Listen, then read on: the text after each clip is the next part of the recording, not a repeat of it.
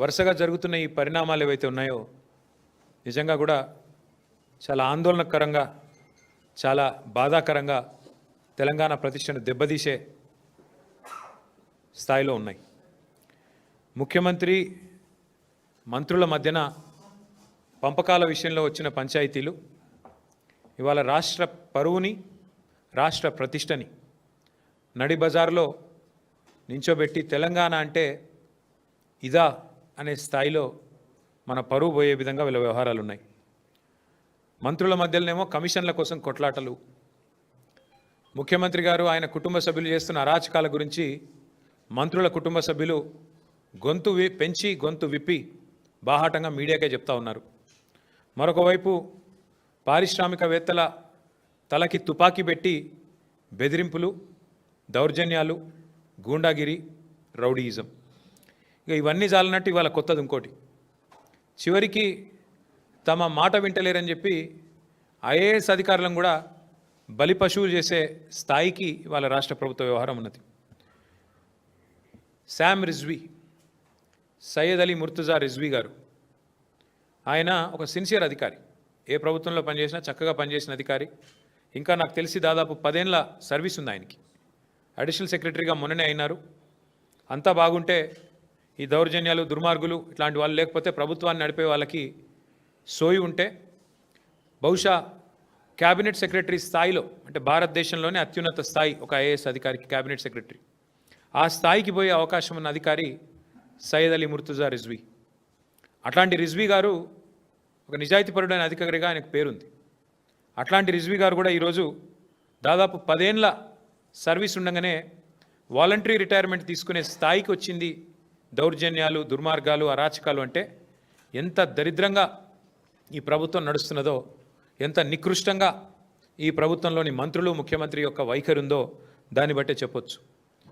ముఖ్యమంత్రి గారి అల్లుడికి ఓ టెండర్ కావాలంట ఎక్సైజ్ డిపార్ట్మెంట్లో, మంత్రి గారి కొడుకేమో ఆయన కాకుండా ఇంకెవరికో ఇవ్వాలంట. సో ఇద్దరు పంచాయతీ అన్నమాట. ముఖ్యమంత్రి గారి అల్లుడు, మంత్రి గారి కొడుకు, 500 కోట్ల టెండర్ పంచాయతీ ఇది. ఈ టెండర్ పంచాయతీలో మధ్యలో నలిగిపోయిన రిజ్వీ గారు ఇవాళ 10 సంవత్సరాల తన సర్వీస్ను వదులుకొని నాకు వద్దు ఈ దౌర్భాగ్యపు ప్రభుత్వం, ఈ దౌర్భాగ్య పరిస్థితి అని చెప్పి రాజీనామా చేసి వారు వాలంటరీ రిటైర్మెంట్ పెట్టుకొని తప్పుకునే పరిస్థితి వచ్చింది. వాలంటరీ రిటైర్మెంటు ఆయన పెట్టుకుంటే, అప్లికేషన్ పెట్టుకుంటే ఇది బయటికి ఎట్లా వచ్చింది వ్యవహారం మొత్తం కుంభకోణం అంతే. మంత్రి గారు జూపల్లి కృష్ణారావు, ఎక్సైజ్ మంత్రి, ఆయన ఈ ఉత్తరం రాసిండు. ఏమని? ఈయన అధికారి, ఐఏఎస్ అధికారి గారు పెట్టుకున్న వాలంటరీ రిటైర్మెంట్ను ఆమోదించవద్దు, ఆయన మీద ఎంక్వైరీ చేయాలి, నేను చెప్పినట్టు వినలేదు, ముఖ్యమంత్రి చెప్పినట్టు విన్నాడు, ఆయన అల్లునికి వచ్చింది, నా కొడుకు రాలేదు అని చెప్పి ఆ అధికారి మీద కక్ష తీర్చుకోవడానికి మంత్రి గారు రాసిన ఉత్తరం అధికారిని చివరికి తన వాలంటరీ తీసుకునే, రిటైర్మెంట్ తీసుకునే పరిస్థితి తెచ్చింది. తప్పుడు పనులు చేయమని అధికారులను ఈ రకంగా వాళ్ళని అవమానిస్తూ చివరికి వాళ్ళు విలువైన ఐఏఎస్ అంటే, ఐపీఎస్ అంటే ఈ భారతదేశంలో అత్యున్నత స్థాయిలో ప్రభుత్వంలో ఉండే కొలువులు, మరి వారిని కూడా ఈ రకంగా వేధించి మంచి అధికారులను కూడా పారిపోయేటట్టు చేసే ఒక అరాచకపు దండుపాలెం ముఠాని మొన్న హరీష్ రావు గారు అంటే దాని మీద 1-2 మంత్రులు మాట్లాడినారు. ఎస్, ముమ్మాటికి ఇది దండుపాలెం ముఠానే, ఈ రాష్ట్రాన్ని నడుపుతున్నది దండుపాలెం ముఠానే, దానికి నాయకుడు రేవంత్ రెడ్డి. ఆయన నాయకత్వంలో ఇన్ని అరాచకాలు మీరు ఆలోచన చేయండి. ఆయన చివరికి నేను ఈ మంత్రి, ముఖ్యమంత్రి బాధ నాకెందుకని చెప్పి అధికారి తప్పుకొని పారిపోయే పరిస్థితి. పారిపోతుంటే ఆయన పారిపోనియొద్దు, నేను చెప్పినట్టు చేయలేదు కాబట్టి ఆయన మీద విచారణ జరిపించాలని ఇక మంత్రి గారు ఇంత పెద్ద ఉత్తరం రాసిండు. అంటే ఇంత అరాచకం ఈ ప్రభుత్వంలో ఈరోజు నడుస్తూ ఉంది. గతంలో కూడా మనం చూసినాం కాంగ్రెస్ ప్రభుత్వంలో, గతంలో ఉన్న కాంగ్రెస్ ప్రభుత్వంలో ఆనాడు కూడా ఇట్లాగే అధికారులు మరి అప్పుడున్న ప్రభుత్వాలు చెప్పినట్టుగా చేస్తే చివరికి వాళ్ళు జైలుకు పోయినారు. ఇప్పుడు కూడా నేను చెప్తా ఉన్నా, ఈరోజు అధికారంలో కాంగ్రెస్ ఉన్నది. ఈరోజు అధికారంలో ఉన్న కాంగ్రెస్ పార్టీ ఇష్టం వచ్చినట్టు ఏదైతే వ్యవహారాలు చేస్తున్నదో నేను అధికారులకు అపీల్ చేస్తూ ఉన్నా, అధికారులకు విజ్ఞప్తి చేస్తూ ఉన్నా. ఇవాళ రిజ్వీ గారు చివరికి వాలంటరీ రిటైర్మెంట్ తీసుకునే పరిస్థితి వచ్చింది. మీరు రేవంత్ రెడ్డో లేకపోతే ఇంకో మంత్రో వాళ్ళు చేసే అరాచకాలకు వత్తాసు పలికితే, వాళ్ళు చేసే అన్యాయాలకు మీరు అండగా నిలిస్తే తప్పకుండా మీకు కూడా శిక్ష తప్పదు. దయచేసి జాగ్రత్తగా ఉండండి అని చెప్పి అధికారులకు నేను విజ్ఞప్తి చేస్తా ఉన్నాను. అట్లాగే మేము ఇంకో మాట కూడా నేను చెప్తా ఉన్నా, వాళ్ళ అధికారులు కూడా భయపడుతున్నారు. వీళ్ళు చేసే అరాచకాల్లో, ఈ పాపాలలో మాకు భాగస్వామ్యం వద్దు, మేము ఉండము అని చెప్పి దండం పెట్టిపోయే పరిస్థితి అధికారులకు కూడా వచ్చింది. వీళ్ళ వాటాల పంచాయతీలో మాకెందుకు, ఈ మూటల కొట్లాటలో మేమెందుకు తలదూర్చాలని చెప్పి అధికారులు పారిపోయే పరిస్థితి వచ్చిందంటేనే, సీనియర్ బ్యూరోక్రాట్లు కూడా నలిగిపోతున్నారంటేనే ఎంత దరిద్రంగా ఈ రాష్ట్రంలో ప్రభుత్వం ఉందో, పరిపాలన ఉందో దాన్ని బట్టే చెప్పొచ్చు. అవినీతి విలయతాండవం చేస్తూ ఉంది వాళ్ళ రాష్ట్రంలో. అక్రమాల్లో వీళ్ళ అక్రమాలు కింది నుంచి పైదాకా, గ్రామ స్థాయి నుంచి సెక్రటేరియట్ స్థాయి దాకా జరుగుతున్న అరాచకాలు ఒకటి కాదు, రెండు కాదు. ముఖ్యమంత్రి గారు 1000 కోట్లు సంపాదిస్తే మేము కనీసం కొన్ని 100 కోట్లు సంపాదించుకోవద్దా అని చెప్పి మంత్రులు ఇల్లుండగానే దీపం చక్కబెట్టుకునే ప్రయత్నంలో వాళ్ళు ఉన్నారు. ఇవాళ వాస్తవం ఎట్లుంది అంటే, రేవంత్ రెడ్డి గారి పరిపాలన ఎట్లుందంటే, తుపాకులతో బెదిరించే సెటిల్మెంట్ సెంటర్లు ఫుల్లు, తూకాలు వేసే ధాన్యం కొనుగోలు కేంద్రాలు మాత్రం నిల్లు. ఇందిరమ్మ రాజ్యంలో పారిశ్రామికవేత్తలు వ్యాపారాలు చేసుకోలేకపోతున్నారు. చివరికి ఐఏఎస్ అధికారులు ఉద్యోగం కూడా చేసుకోలేక చేతులెత్తేసే పరిస్థితి వచ్చింది. ఇది ఇందిరమ్మ రాజ్యం కాదు. ఒక్క మాటలో చెప్పాలంటే ఇది ఒక మాఫియా రాజ్యం.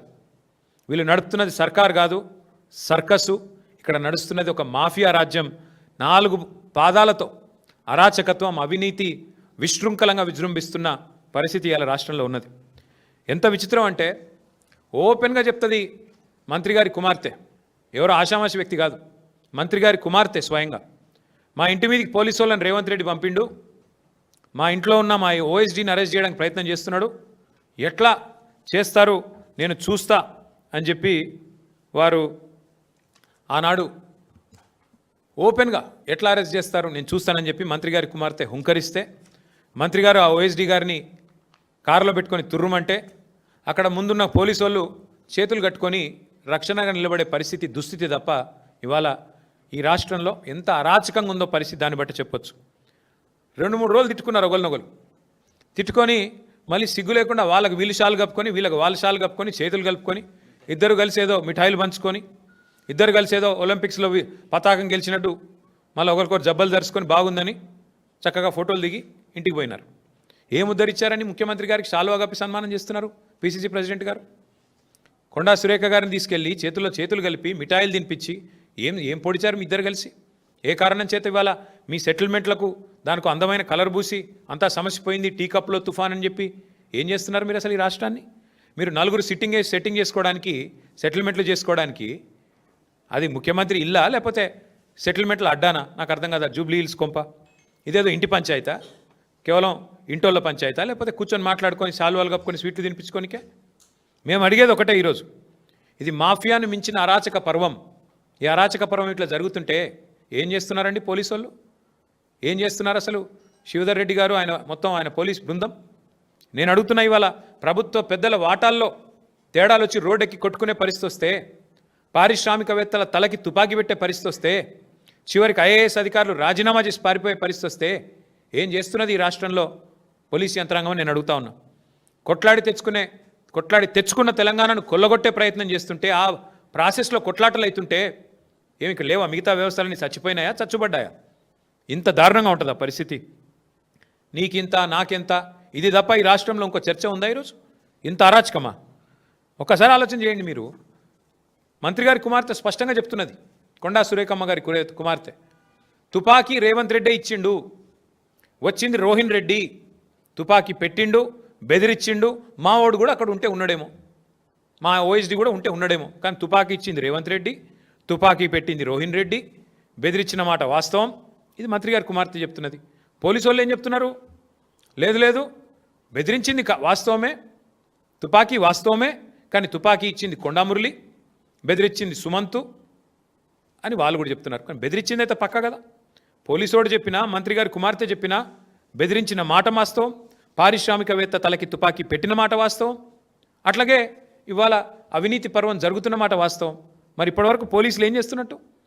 మంత్రి గారి కుమార్తె ఇంత తీవ్రమైన ఆరోపణలు చేస్తే టాస్క్ ఫోర్స్ పోలీసులు, మంత్రి గారు స్వయంగా నిందితుడిని కారులో వేసుకొని మీ కళ్ళ ముందు నుంచి పోతుంటే ఏం పీకుతుంది పోలీస్ యంత్రాంగం నేను అడుగుతున్నా.